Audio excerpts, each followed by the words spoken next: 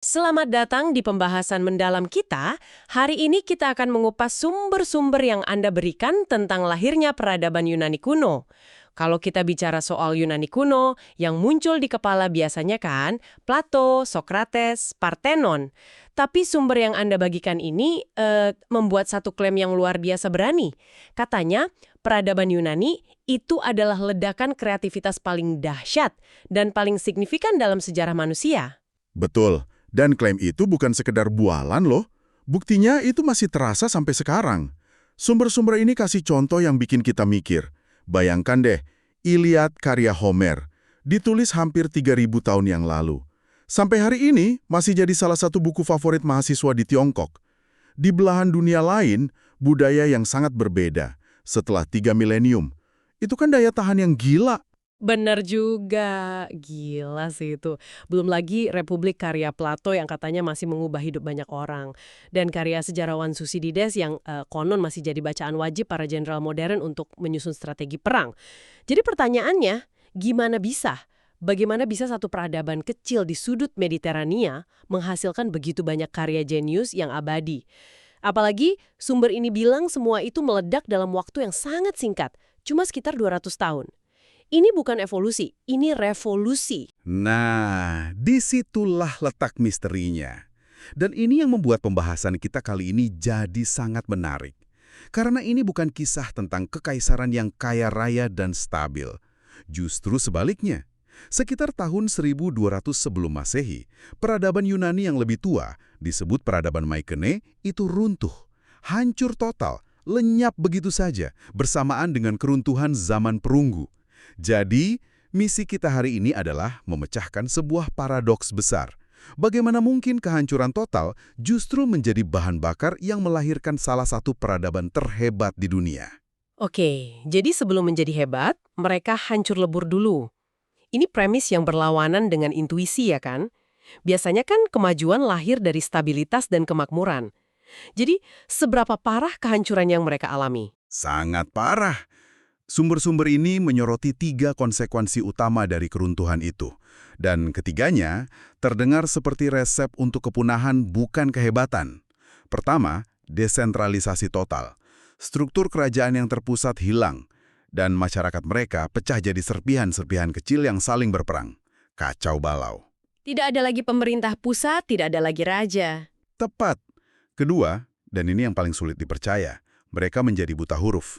Mereka benar-benar kehilangan kemampuan membaca dan menulis selama kurang lebih 400 tahun. Periode ini sering disebut zaman kegelapan Yunani. Karena ya, secara harfiah, tidak ada satupun catatan tertulis yang ditinggalkan. Tunggu, 400 tahun? Itu kan durasi dari zaman Shakespeare sampai sekarang. Selama itu mereka tidak punya tulisan sama sekali. Itu kan kemunduran yang luar biasa. Apa yang ketiga? Yang ketiga adalah kemiskinan ekstrim. Jaringan perdagangan internasional yang menopang peradaban sebelumnya hancur. Mereka jadi terisolasi dan jauh lebih miskin. Jadi coba Anda bayangkan, masyarakat yang terpecah belah, tidak bisa menulis, dan miskin. Nah, disinilah letak argumen utama dari sumber-sumber ini. Paradoks yang sesungguhnya. Mereka berargumen, justru karena Yunani menjadi kacau, buta huruf, dan miskin, mereka bisa menjadi sekreatif itu. Kehancuran total itu seperti menekan tombol reset raksasa. Menghapus semua tatanan lama yang kaku dan membuka ruang bagi sesuatu yang sama sekali baru.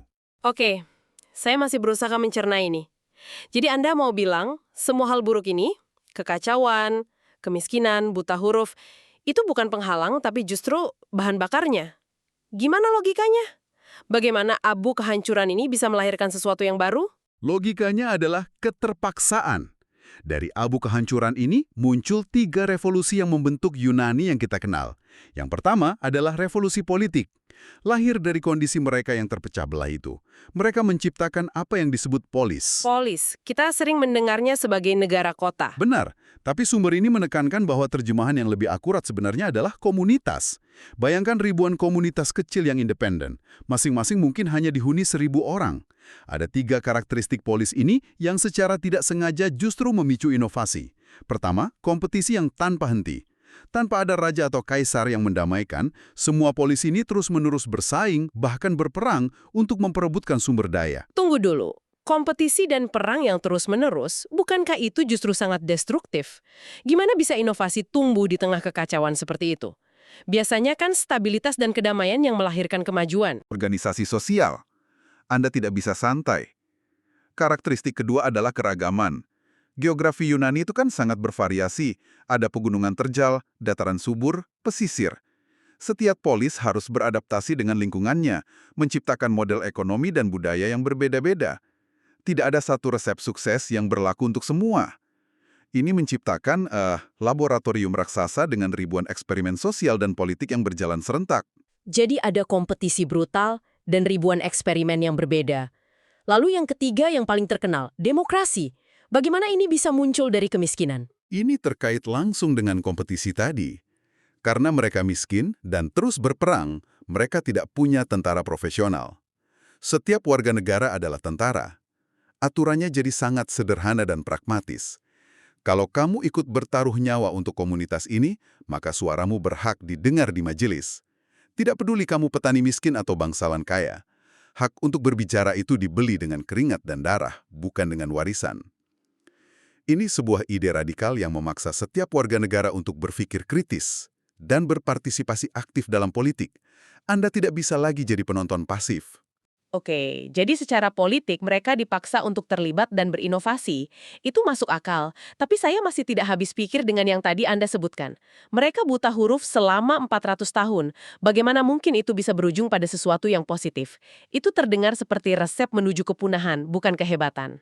Nah, ini mungkin bagian paling menarik dari argumen di sumber ini. Setelah 400 tahun hidup dalam budaya lisan murni, mereka akhirnya harus belajar menulis lagi dari nol. Dan karena tidak ada sistem lama yang harus dipertahankan, mereka mengadopsi teknologi baru yang revolusioner dari luar. Alfabet. Ini adalah lompatan kuantum. Sistem tulisan sebelumnya, kayak hieroglif Mesir atau aksara Tiongkok, itu kan sangat rumit. Satu karakter bisa mewakili satu ide atau benda. Butuh waktu bertahun-tahun untuk menguasainya, kan? Tepat. Anda butuh kelas profesional, para juru tulis atau scribe, yang mendedikasikan seluruh hidup mereka untuk belajar menulis. Menulis itu seperti bahasa rahasia kaum elit gitu.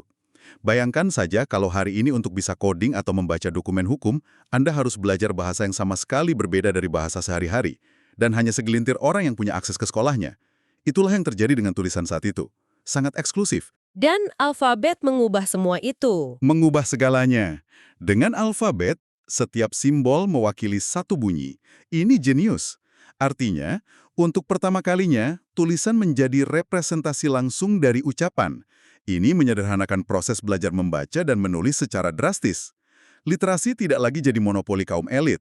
Seorang pedagang atau pengrajin bisa mempelajarinya. Tapi bukan itu saja revolusinya.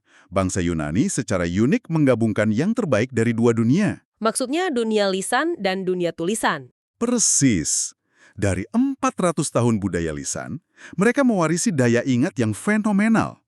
Sumber ini bahkan mengklaim orang-orang saat itu punya ingatan yang mendekati fotografis, karena semua harus dihafal. Komunikasi mereka juga sangat emosional dan persuasif. Tapi dengan adopsi alfabet, mereka mendapatkan alat baru, pemikiran yang logis, terstruktur, dan analitis dari budaya tulis. Yang terpenting, tulisan membebaskan kapasitas otak dari beban menghafal.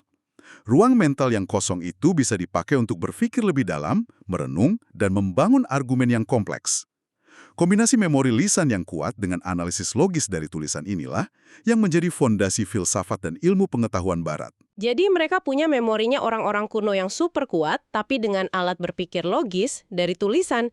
Best of both worlds. Benar-benar. Oke, jadi kita sudah punya revolusi politik polis dan revolusi bahasa alfabet. Yang terakhir adalah revolusi intelektual yang, menurut sumber ini, anehnya tidak dipicu oleh seorang raja atau jenderal, tapi oleh satu orang penyair, Homer. Kenapa perannya begitu sentral? Di peradaban lain pada zaman itu, seorang penyair adalah corong penguasa. Mereka digaji oleh raja untuk 3 hal. Melegitimasi kekuasaan raja, menciptakan identitas budaya yang seragam, dan membedakan budaya mereka dari bangsa lain. Propaganda pada dasarnya. Tapi, di Yunani yang terdesentralisasi saat itu, tidak ada raja yang bisa menggajinya. Tepat sekali. Homer harus mencari nafkah dengan cara menjual ceritanya langsung ke rakyat biasa. Dan rakyat biasa membayarnya bukan hanya untuk hiburan, tapi juga untuk pendidikan. meniru gaya bicaranya yang hebat agar bisa menang berdebat di majelis polis. Tapi yang paling penting, mereka membayar untuk apa yang disebut sumber ini sebagai edifikasi, untuk menjadi versi diri yang lebih baik. Gimana seorang penyair bisa membuat orang menjadi lebih baik? Lewat cerita Perang Troya? Benar, melalui epik Iliad, Homer melakukan 3 hal yang benar-benar baru pada masanya. Pertama, dia mengubah perspektif dan menciptakan empati. Kisah Perang Troya ini tidak diceritakan dari sudut pandang Yunani saja. Homer justru sering menggambarkan pihak Troya, musuh mereka, sebagai orang-orang yang lebih heroik dan bermartabat. Wow, jadi dia membuat penonton Yunani bersimpati pada musuh mereka sendiri. Di tengah cerita perang, itu berani sekali. Sangat radikal. Dia memperkenalkan konsep empati, kemampuan untuk melihat dunia dari sudut pandang orang lain, bahkan musuhmu. Kedua, dia menjelajahi psikologi manusia secara mendalam. Iliad bukan sekedar cerita perang. Ini tentang konflik batin, tentang motivasi tersembunyi. Puncaknya adalah adegan antara Achilles, pahlawan terbesar Yunani, dan Raja Priam dari Troya. Achilles baru saja membunuh Hektor, putra Priam, dengan brutal untuk membalaskan dendam sahabatnya. Lalu pria menyelinap ke tenda Achilles. Benar, seorang raja tua menyelinap ke tenda musuh di malam hari bukan untuk balas dendam, tapi untuk memohon agar jasad putranya dikembalikan. Dia berlutut dan mencium tangan Achilles, tangan yang sama yang telah membunuh putranya. Melihat tindakan yang didasari cinta seorang ayah yang begitu besar ini, Achilles merasa malu dan hancur. Dia sadar dalam momen itu ada sebuah kebenaran yang lebih besar, bahwa peradaban tidak dibangun di atas kemenangan perang, tapi dibangun di atas cinta. Cinta seorang ayah pada putranya. Ini adalah wawasan psikologis yang luar biasa. Luar biasa.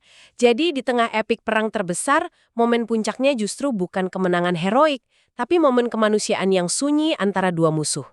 Itu benar-benar membalikan semua yang kita kira kita tahu tentang cerita kepahlawanan. Dan yang ketiga, Homer menggunakan metafora secara ekstensif sebagai alat untuk berpikir. Metafora, menghubungkan dua hal yang tadinya tidak terhubung, adalah dasar dari pemikiran abstrak dan kreatif. Dengan membanjiri audiensnya dengan metafora, Homer pada dasarnya melatih otot mental mereka untuk berpikir dengan cara yang baru. Jadi, lewat empati, wawasan psikologis, dan pemikiran metaforis, Homer menawarkan teori baru tentang apa artinya menjadi manusia. Itulah kenapa seorang penyair, bukan raja, yang dianggap sebagai pendiri sejati peradaban Yunani. Oke, teori ini kuat sekali. Tapi apakah ini semua hanya kebetulan yang terjadi di Yunani? Sumber yang Anda kirimkan ini membuat perbandingan yang sangat tajam dengan Tiongkok untuk membuktikan bahwa kondisi di Yunani ini benar-benar unik. Betul. Perbandingan ini seperti uji lakmus bagi teorinya. Sumber ini mengajukan dua pertanyaan. Mengapa Yunani punya alfabet, sementara Tiongkok tidak? Dan mengapa Yunani punya Homer, sementara Tiongkok tidak? Jawabannya terletak pada kondisi awal yang sangat kontras. Soal alfabet, Yunani mendapatkannya dari pedagang Fenisia karena mereka butuh. Ada kekosongan selama 400 tahun yang perlu diisi, dan mereka tidak punya sistem lama yang harus dipertahankan. Sementara Tiongkok tidak pernah mengalami kekosongan itu, mereka punya kontinuitas. Tepat, Tiongkok relatif terisolasi dan stabil. Kemampuan menulis di sana dimonopoli oleh kelas elit pejabat terpelajar Konfusianisme. Kekuasaan mereka justru bergantung pada rumitnya sistem tulisan itu. Jadi, mereka tidak punya insentif untuk menyederhanakannya. Justru sebaliknya, mereka membuatnya semakin rumit untuk mempertahankan status dan kekuasaan eksklusif mereka. Ini bukan karena mereka tidak bisa, tapi karena mereka tidak mau. Lalu bagaimana dengan Homer? Kenapa tokoh seperti dia tidak muncul di Tiongkok? Ini soal struktur sosial dan siapa yang dihargai. Di Yunani, penyair seperti Homer berada di puncak hierarki sosial. Filsuf seperti Plato pun ingin menjadi seperti Homer, seorang guru bangsa. Di Tiongkok, dalam hierarki Konfusianisme, yang di puncak adalah pejabat negara, yang terpelajar. Seniman dan penyair, mereka ada di lapisan paling bawah. Kaum elit Tiongkok paling takut pada pemikiran independen. Menurut sumber ini, salah satu perang utama mereka adalah sensor, mengontrol arus informasi dan pemikiran, bukan mendorong pemikiran baru. Jadi di Yunani, pemikir paling radikal dipuja. Di Tiongkok, mereka diawasi dan disensor. Dua dunia yang benar-benar berbeda.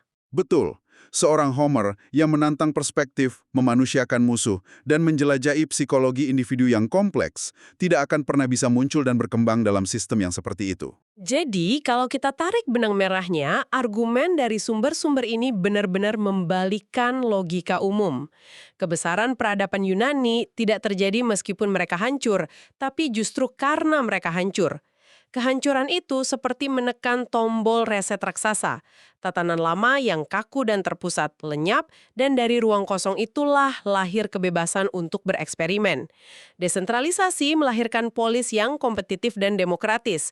Buta huruf total membuka pintu bagi alfabet yang revolusioner. Dan ketiadaan raja yang monopoli budaya memungkinkan seorang penyair untuk mendefinisikan ulang arti menjadi manusia bagi semua orang. Tepat sekali. Kehancuran adalah katalisatornya. Dan ini membawa kita pada satu pemikiran penutup yang cukup provokatif, sesuatu yang bisa Anda renungkan. Kita saat ini hidup di era yang relatif stabil, terpusat secara global, dan dibanjiri informasi, bukan kekurangan informasi. Kita tidak mengalami keruntuhan sistem seperti yang dialami Yunani kuno. Justru sebaliknya, sistem kita semakin terhubung dan terintegrasi. Persis. Pertanyaannya adalah, jika kehancuran, kekacauan, dan kelangkaan adalah bahan bakar sesungguhnya bagi inovasi yang radikal, apakah kita saat ini mungkin terlalu nyaman, terlalu stabil untuk bisa menghasilkan lompatan besar berikutnya dalam peradaban manusia? Jangan-jangan, stabilitas dan kenyamanan kita ini justru menjadi penghambat bagi kreativitas disruptif yang hanya bisa lahir dari keterpaksaan dan ketiadaan. Ini adalah sesuatu untuk Anda pikirkan.